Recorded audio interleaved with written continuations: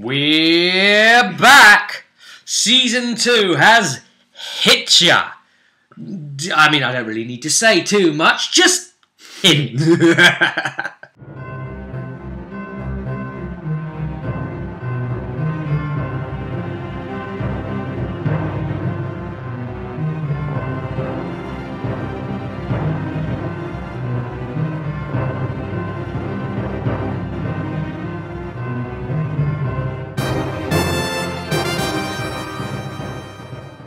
Season 2! It's so nice to be back, isn't it? Oh, yeah. Right, so, Karak and Tanadil had decided to go stay in Redhold for a while. Yep. Something Which like... we've affectionately called Deadhold. something like 6 months have passed or so. Mm-hmm. So in that time, they've been living there. Karak's moved back with his... with his wife, and Tanadil's gone with him because they always stick together. And, oh dear. What? Missy from Redhold. Badger lady. Yes, it's... trying to become noble of she's her trying own, to be... Yes, in a way. so that she has a shot at trying to marry Tanadil. He can't get away from her, no matter what he does. She's trying to prove herself as a great hunter to try and make her name up as a noble. That was quite funny going on there. So, oh dear. Alright, then, meanwhile, Amelia has left the group and is now training with the Templars, with the Chantry, to become a full Templar. Of course. Pushing towards the day that Courtesy of House Barante. Beg pardon. Courtesy of House Barante. Yes, who wrote your letter of recommendation. Yeah. To take you back. Yep. Oh gosh. Yeah, this is going to be fun. And Amelia's a bit of a firecracker. Oh, so am I, but a different way. So you never quite know what kind of Templar she's going to be. Well, she's not your average Templar, because the fact of the matter is, she did have somewhat of a headstrong attitude to begin with, but after hanging around with Karak and Tanadil a lot, she's kind of lost a lot of that. Yeah. Well, then, of course, there's the fact that Pete lost Phelan at the last session. Yeah. Well, now, the way you explained it, he was going to go one way or another. He was going to go, so he needed a new character, but there's something that happens. There's a problematic thing, and I'm probably going to do a gaming talk on this soon, or I probably already have, depending on when you're watching this video. Time thing. The whole, when does the character come in? When should they come in? Because, let's just say you've got a group of 4, and then someone dies. It's like, well, we happen to have a replacement who is coming in, played by the same player. Oh, we are lucky, we are exactly 4 again. That was a coincidence, eh? I mean... We have rescued a prisoner from detention. Now we are 4 again. That's good, because if he'd have been here with us and not died, would we have been 5? Should you say? No. Shouldn't you save that kind of talk for the actual gaming talk you're going to do about this? Yeah, I just had the mood. Good point. Good point. Right. I mean, yeah, stuff like that does get annoying. I'll do it as an official, and you can all respond to it. Yeah. There's things on my mind. So, how to bring this about stuff up organically? But this is an example of where I've been thinking about it, because we don't want to just bring him straight in this session. So basically, it can be dependent on what the character is, what's their class, blah blah blah. Bull. Funnily enough, he doesn't come in this session at all. And he's not the only one rolling a new character. Yeah. So Laurie here is playing a rogue now. Yep. Gabe. Gabriel Elanza. An Orlaisian. Yep. So he has a French accent. And he knows Amelia. They have a past together. Yeah, you could say that. It's unknown. It's cloudy. It's murky. I know it. I haven't said anything to you yet. Yes. Does it involve ponies? No. Right. I was making that as a joke before, but Yes. seriously, no. Rather than actually do sort of like prequel introduction, oh, here's who they are, we're just going to let the vidcast show you who they are. Yeah. So, you're not playing the tank anymore in the group. I'm playing DPS, technically. In that definition. He's a melee rogue, isn't he? Oh, yeah. He's dual wielding. Yeah, he's a duelist. Yep. Because you've already built him up to level 6. He's coming in as a level 6. Yeah. With everybody else. Yep. So, yeah. Came in with the best armour he can wear, which is heavy leather. Yeah. Because rogues wearing anything else is just silly. At that particular point. Because they start taking penalties. Big time. And he's got himself duelist weapons. Yeah. A rapier and a mengesh, or gosh, or whatever. I don't know. Oh, gosh! Yeah, those things. Whatever. Right. Okay, so he gets bonuses for wielding that. Welcome to Gabe. But... And yes, I'm playing a male character! But he hasn't joined the group yet. No, not yet. So how did he come about joining the group?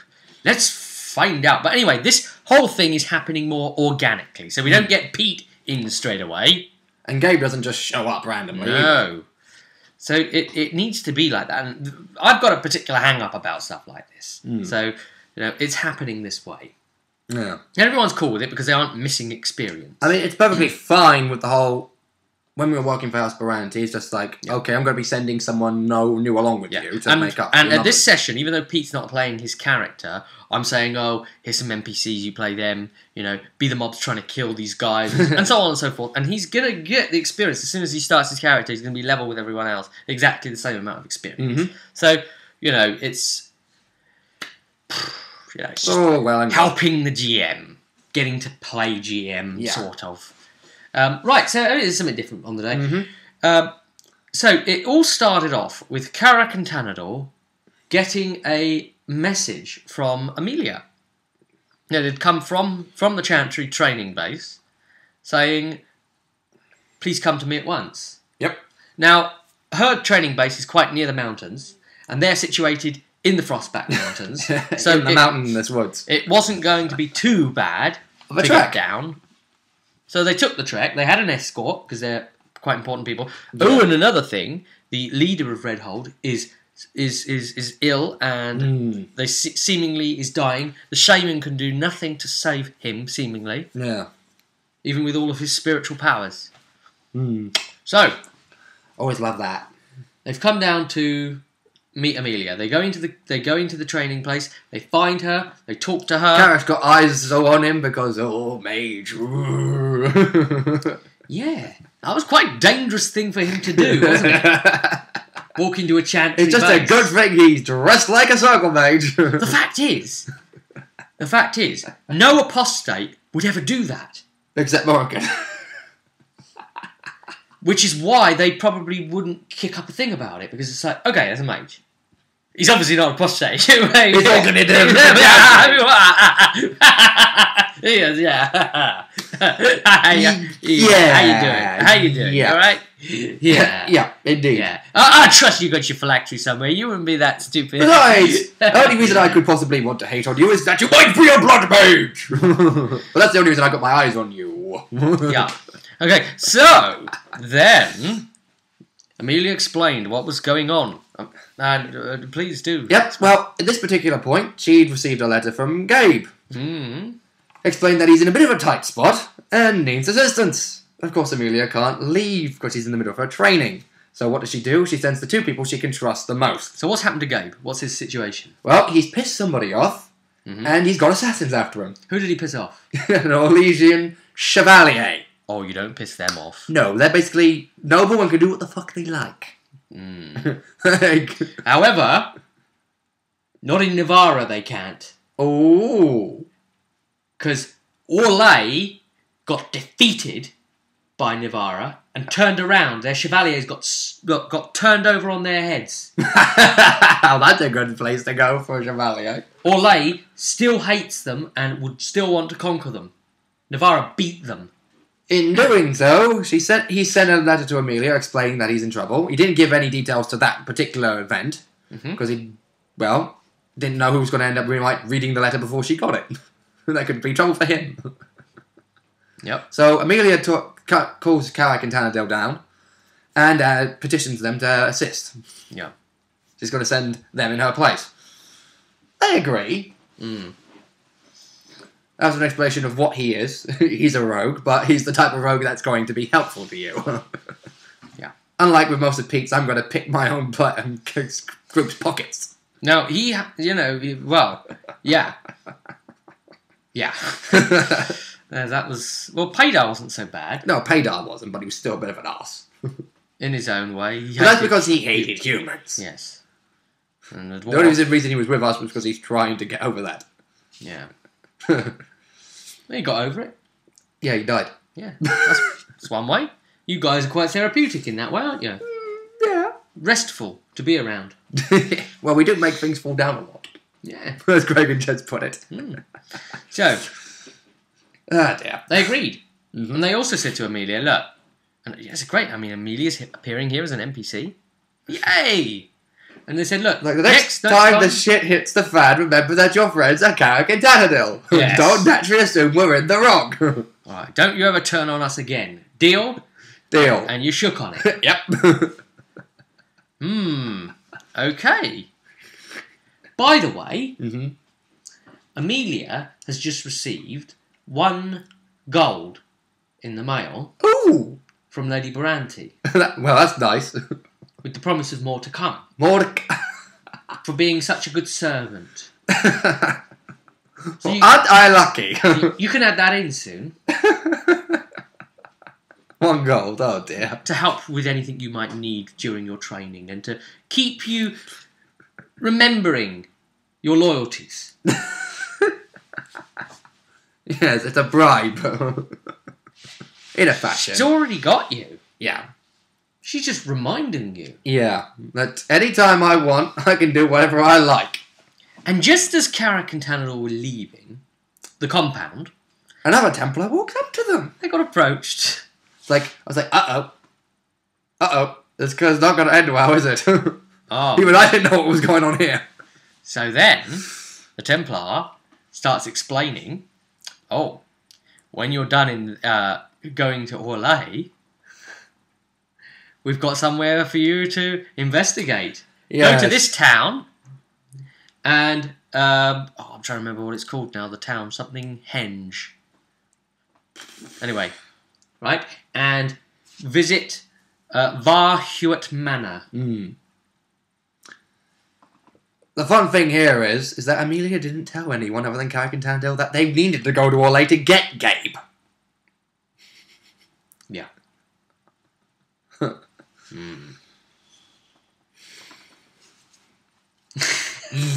That didn't leave them feeling very good, did it? No, it didn't. And Carrick and Tannadill were pretty much saying, we're going to have to do something about her. She's getting too big for her boots. She's a politician. Yeah. They are evil. All politicians are evil. Doesn't matter what ones. Right, so anyway. They left. They headed for Orlais. The passage opened up conveniently easy for them. Yes, nothing to worry about on the borders. All of the placements, all of the guards stepped aside. Yeah. No one asked for proof, identity, No. questioning. Nada. Do you think someone greased some palms? I think the amount of grease used was a bit over top. For Carrick and Tannadill's liking. Well, they made it there, and they went straight to the town first to deal with this Gabe situation. So they came to the town, they came to the house, the address, and Tannadill knocked the door, and the little slider opened, and it was an old lady on the other side, and she pretty much said, "Bugger off," and they slid it back again. It was like, and they were like turning around and saying, "What's the password?" Doing stupid shit. Yeah. So I was like, oh, God, this is going to be very stupid. Yes. But it all ended up in her... With Tannadill putting his hand through the slidey hole to grab the woman by the throat. Look, if you open this door, I'm going to pull you against the door. Yeah. And what did Gabe do? He slashed at Tannadill's wrist with his rapier. Yeah. Because she's helping Gabe to hide out in that house. Yep. There's assassins trying to kill him. Yep. They're waiting outside, posted all over the place. Yep. He might be good, but there's like 11. Yeah. Gabe might be able to take a few down. I mean, considering what happened But They might just be trainees, but they've come in vast numbers. And even then that can outdo him, no matter how good a duelist he is. Mm-hmm. Well, that's what they learnt. They said he's very skilled. You have a good target. It's like Assassin's Creed Brotherhood. When you need to send the assassins out on a higher mission, you send lots of the lower ones to build it up to 100% likelihood. The only problem was they weren't counting on Tanadil and Karak showing up. Yeah. Oh, and Blacktail. So, yes, Blacktail's still with them as well. So, it didn't work out quite as the would-be crows intended. The trainee crow type. Because we opened the door and we're going to let them in after everything was said and done. Yeah. Karak and Tanadil. After things were brought back down to a more... They'd been monitoring the house. Yes. There were some talks managed to... and calm heads prevailed. Yeah. And then they fired a crossbow from an alley. And they were like... past Gabe's head, like... straight into the wall inside the house. Like... Well, blow me down. Pretty much. Although his actual reaction was more like... Sacre bleu! Yeah. They are shooting at me. They were firing from the rooftops. They were mind blast that guy. Ah! Yes, he went up into the air. He Karak mind blasted the roof and the tiles and slate, busted up into the air, and the guy went up in the air as well and hit the ground and fell and was hanging on by fingertips. Like, and then he sent the falcon up with his animal handling training. He's holding on like one finger goes, peck, peck, peck, and his little finger left. And he's like, look, no. And the bow's nodding. Yes. No! Peck. Whoa! And Blacktail tries to number one off and then stopped and started growling because more showed up. We do this, explaining all the little silly stuff. If we had an animator, we'd take the piss. Yes. And do little... Yeah, it's a dark world, and we get to explore plenty of dark themes, so you've got to have a laugh sometimes as well. Yeah, definitely. To relieve that tension, because there's some flipping horrible stuff happening. Well, considering the moral choices you can put us through. We're not goths or emo. We don't revel in the darkness. The amount of the moral choices we end up getting put through can be pretty dark. So we've got to have a bit of a break every now and again from that. Yeah. So, you killed them all. We did. A couple got away. Yeah. Ran. But they're going to be killed off anyway for failing the first time, so it's kind of how the crows work. If you fail, you're expendable. They were just slave trainee ones. Well, they're all slaves. Most crows, they buy them young. Yes. I remember it was Everin, right? Yes, well. Anyway, then you have a bit of a chat and Gabe decides, well, do you know, I'm going to tag along. I'll stick with you. It might be to the wise. These guys will probably keep coming back for me. You know how to handle yourselves. I'll hang out with you. And Amelia sent you, so she probably has a good reason. You had the letter from Amelia to prove that you'd come from her. So it was all okay. In the end. So Gabe's then travelling with you. Yep. Character unlocked. Duelist.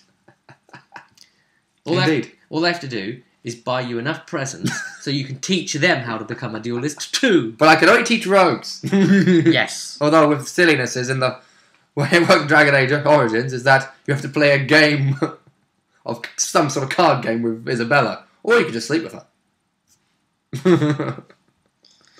I don't think they really want to do either of those. No. Oh dear. Right. Oh, Tanadil's up for anything. Yeah. So long as it's not Badger Lady. Yes, I don't think he even wants to play cards with Badger Lady. The funny thing is, with the way Gabe is, he'd probably be fine. He's probably fine with Tanadil. I was like, oh, you're going out whoring. Don't mind if I tag along. Every game he might play would turn into strip poker. What, Gabe? No, Badger Lady versus Tanadil. And Tanadil would end up losing. Yeah. Even if he wins. Yeah. That's the problem there. Right. So, anyway. Pressing on. While you're in Orlais... Might as well stop off for this van, whatever they... Do what the Templar... Do. The Templar... Do what the Orlesians do. Drink wine and eat cheese. Yes. That's what the French do, right? Yes, new background option unlocked. Onion seller. Trappings. Bicycle. And garlic necklace. Potato. Or was it an onion? I doesn't matter. Right. So anyway. It's so long as the Dutch French Canada. South Park. Oh. We French Canadians are not allowed to drink wine.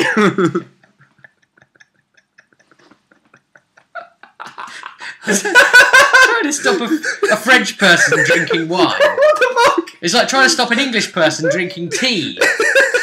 You just don't do it. It's hard. Oh dear God. Oh. Yes. I could go a lot further. They but turn on the tap and wine comes out. They go to the shop to buy the water. Exactly. Oh dear. Right. Dear. So you went to this town that's got the manor in, and by the way, the messenger also said, "Oh, come back to Branty Manor when you're done. Report in." Gabe's not going to have much of a fun time with that. No, he's going to meet Lady Branty. Yeah. And he doesn't know who Lady Branty is. Yeah. The problem is, He doesn't know, not to go. yeah, the fact of the matter is, Tannadill and Carrack will probably give him a heads up, and he'll be like, "Oh, politics. Yes, we've got plenty of that in Orlais." I have to try to get steer myself as far away from that as possible. And then what happens when they say, "Oh, by the way, she's got plenty of money and she backs us all on daring adventures that make lots of money." He'd probably try stealing it.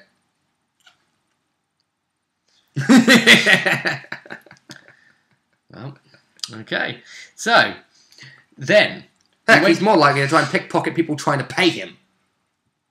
You went to the town to find this manor, but you heard screaming, clashing of weapons, makeshift weapons versus real weapons. You heard a horse. Yes, and the stomping of hooves. And you heard like a horrible, echoey rattlesnake, like a death rattle sound, vibrating through the air. And you were weighing it up. Do we give this a wide berth or not? Yeah, Tannadill was like, "I'll sleep better at night if we just investigate." There was a horseman in town, killing everyone! There was a guy on the end of his sword and he was sliding down, and then when he slid down to the hill, he just threw him away and he hit the ground and rolled along the ground. Some sort of supernatural strength coming from this badass thing, and the fire coming out of the eyes from the helmet, and they were like, "Oh my God, it's a death knight." It's a death knight. In terminology. In WoW terms, it's a bloody death knight. It's an evil paladin. Oh. Well, he was wearing Templar regalia. So, yeah, Templar is basically a Templar. A sub-order. Well, this is Orlais. Exactly. They've got lots of those. It's a sub-order of the Chantry. Like I said, considering he was in Templar regalia, and they're basically paladins. Templar armour, but rotted, with a rotted tabard that's unclear. So yes, you cannot serve the whatever now the heraldry is. This mob was being taken from the Midgard bestiary, the one that's being converted to the age system. So again, this is the first usage of the Midgard bestiary officially. For us. Don't know if other people have used it already. Now, you might figure out what's going on soon. We'll see. I'm not going to make it very obvious. We'll see. Right, anyway.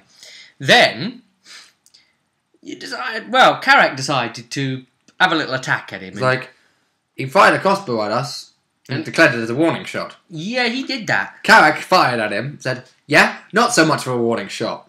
Yeah, then he came. I was like, oh dear God. Then he came at you. This is going to fuck us up real bad.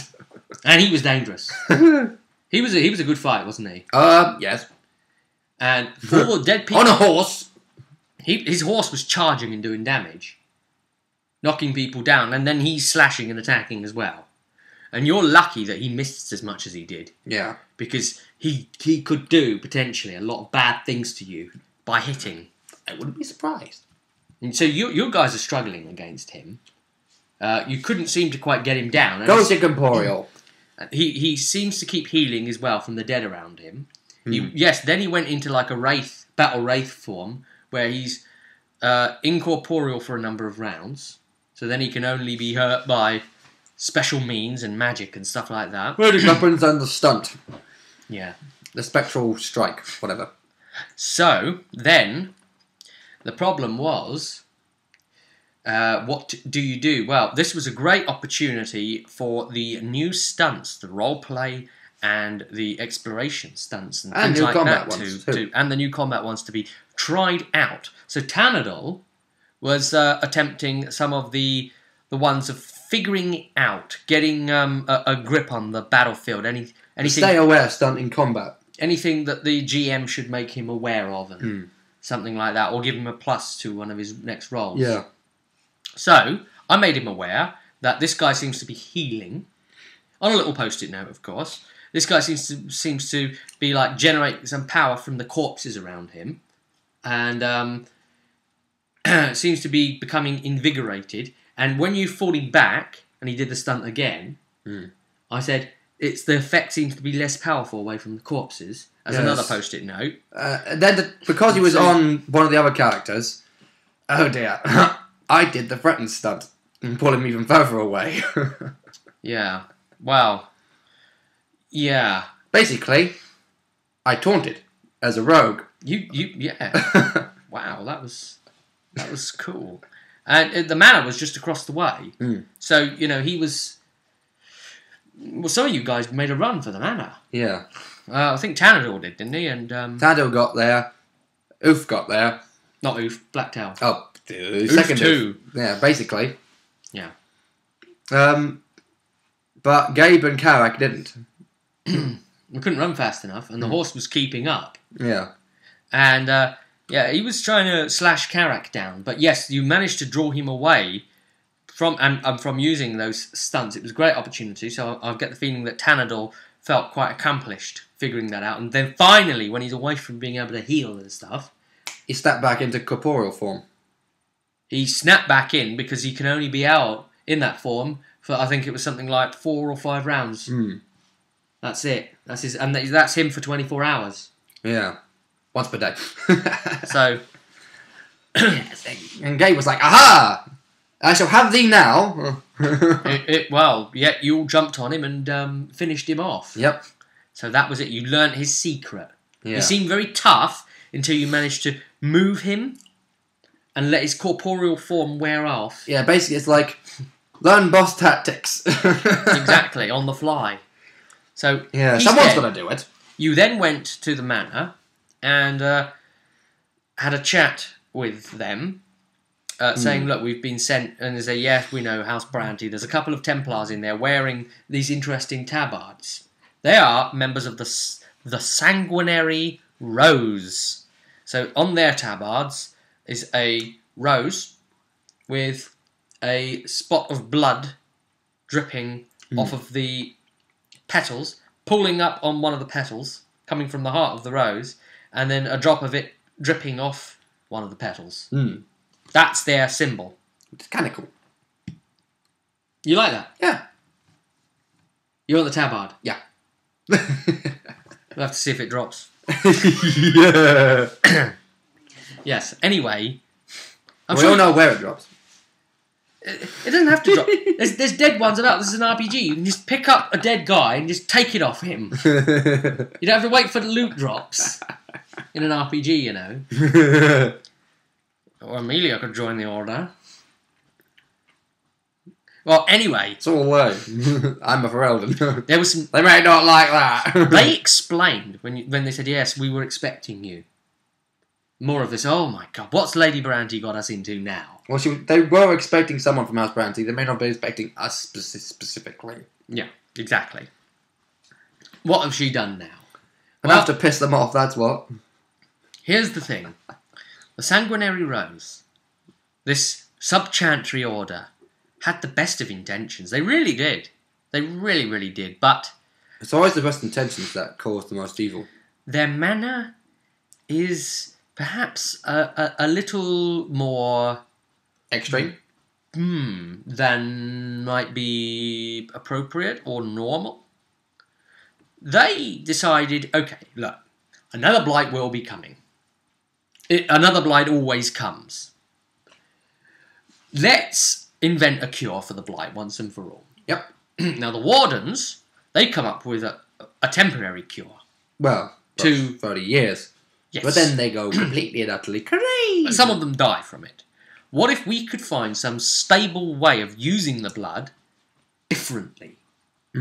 Applying a different effect to it. So they've explained that they've been doing experiments over the last few years with Darkspawn blood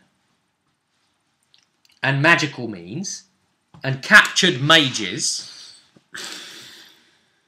working from captivity, empowering the blood with ancient rites and other symbols and things, and testing these magical effects on captured Talvashoth. Talvashoth because they don't answer to the queue. So they can't get the bigger faction on their head. They prefer Talvashoth because they are vulnerable to magic. The race of whatever the Kunari are, we don't know their true name, do we? Whatever effects they are trying to check, we apply magic, we apply A and we want to see B, will happen quicker on a Talvashoth. And something that's weak to magic. Exactly. They get their results faster, they analyse the data quicker. So they have been working there as a laboratory, effectively. Magic, alchemy, it's all just bonkers shit going on in there. Bonkers. After all that experimentation, they found the cure. And it only seemed to kill, upon consumption, about 2%. Which is not bad, considering what happens with Dark Grey Warden options. It usually kills a lot more. And So, basically then, they discovered a bit of a problem started to happen because they were happy about the cure and they wanted to spread it and they all took it. And they've all pretty much took it. Maybe some of the higher ups didn't, I don't know. But they propagated... Or maybe majority of the higher ups took it, but not the lower ones. Yeah, maybe. It's usually how it works, right? They propagated the thing all over the place. And naturally, over time, Templars started dying. And the townspeople that took it, they started dying, eventually. Just from normal means. Not because of the compound. Just like life, attacks... But the problem was that they were dying. No, it was that they were getting back up again. As a new form of blood species disease walker. You've seen the Darkspawn. Yes, we have. They've only gone and invented some sort of scourge?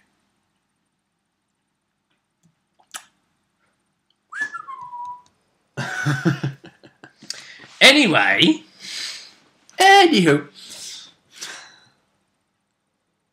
in particular, they had some problems with their graveyard.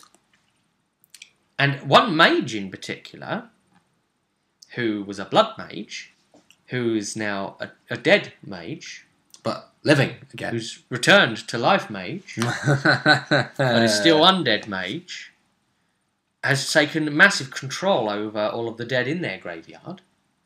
Because he's a right bastard. And the Templars have gone in trying to stop them. And the ones added to their number. The ones that die add to their number because they've took the bloody compound. So it looks like all of them have taken it. Yeah. Which is why they've hired outside help to deal with their graveyard, returning all the graves, but bar one, are being disturbed. So, you were asked, look, please go check it, go deal with the situation. Yeah. We can't, and they are only going to get out and start killing people in the town soon. And by the way, some of the dead people in the town have got back up as well. But, we can deal with them. We've done that. we've done that, but now it's our own. We got problems in house, so go do it for us. So you agreed. Yep, we agreed. The three of you and the dog. Would have gone away with it too if it weren't for you meddling kids. So you head. It's pretty much how every single session of ours is. They promise you good rewards. Yep. You head up the road, up the way to the Chantry place where it's based, and you find big old Chantry. Yes, basically it's a massive building with multiple wings and layers. It's like a full-on monastery to Andraste. Yep, and the Maker. And the Maker. So, then, you come to the front door and you find it is barred and there are spikes up. The whole thing has been locked across and chained up. They've locked themselves in, or they've locked something out. Who knows which? Yeah. There's a few dead here and there, and there's a guy on the steps, rocking like this. And Gabe gets closer and closer to see what's going on, And then he reveals himself as an undead monstrosity. And it's that moment, like in Resident Evil 1, where you see the first zombie and you're like, whoa! Like, fuck! Oh, shit! That's a bit of an understatement. He's an easy kill, but, you know, he's the foreshadow of the terrible dangers to come. But you killed him easily. I don't even need to roll dice because there's... Three of you, one of him. 3 of you and a dog versus 1 of him. And a dog, because that's pretty much a PC. You just, you just say you... Whoop his ass. You work it out, you can maybe explain how you take him down and whatever. So as Craig would put it, bundle! So he's the first one you've met. And you decide, right, okay, they said the graveyard, we can't get in through the front door, we're going to have to find another way in. Oh, we're not going through the back, are we? So you start walking around. Well, Tanador's always been a backdoor man. You start walking around, and it was round about then that we hit the credits! And that was the end of the session. So join us for episode 2, which will be... This is the 2-part season opener. Hey! We had the finale, now we got an opener. Hey! And you're turning into the fonts. Hey! Okay, so, with that, I shall conclude in saying these guys are screwed. And we'll update you with what happened next very, very soon. Maybe even now, or recorded at least, because we're fresh from... Well, it might be now for you when you actually watch that episode. From that session. We're fresh from that session today. We're just catching up. Okay, we'll see you at the next one. See you at the table.